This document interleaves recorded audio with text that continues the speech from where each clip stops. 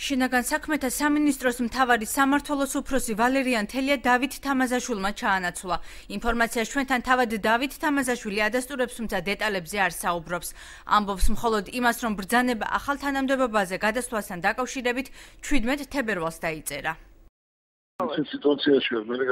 ერთი სიტყვით რომ ითხრათ, ადასტურებთ თუ არა თანამდებობაზე დაინიშნათ და ვალერი თელია ჩაანაცვლეთ. Yes.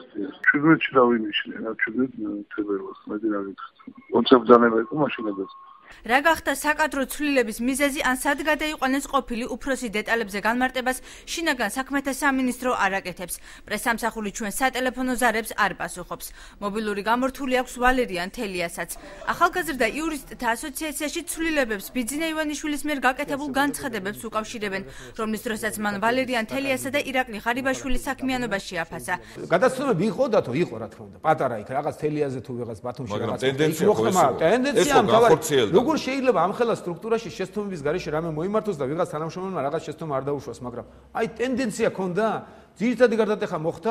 ცნობილებები იყო, რა თქმა უნდა იყო. რეაქცია იყო მყისიერი მას შემდეგ, რაც სამოქალაქო სექტორში გადასულმა ბიძინა ივანიშვილმა გააკეთა განცხადება ლამის მეორე დღეს თუ მესამე დღეს გავრცელდა ინფორმაცია, რომელიც დღეს დადასტურდა. ჩვენ არც ერთ ეტაპზე თუ გადავალოთ არქივს თვალს არ მოგითხოვია თანამდებობის პირის გადადგომა, ჩვენ მithხოვდით საქმეზე ობიექტური ჭეშმარიტების დადგენას.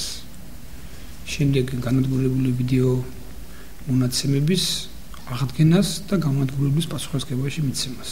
იქნებ ახლა მაინც ამ გარემოებას ვიდეო კადრების განადგურების თემას მოეფინოს ნათელი. აჭარის მთავარი სამმართველოს ახალი უფროსი დავით თამაზაშვილი ჯგუფ ქართული ხმების ერთ-ერთი წევრის გურამ თამაზაშვილის შვილია. იგი დღემდე სხვადასხვა მაღალ საპასუხისმგებლო თანამდებობებზე მუშაობდა, მათ შორის თავდაცვის სამინისტროშიც.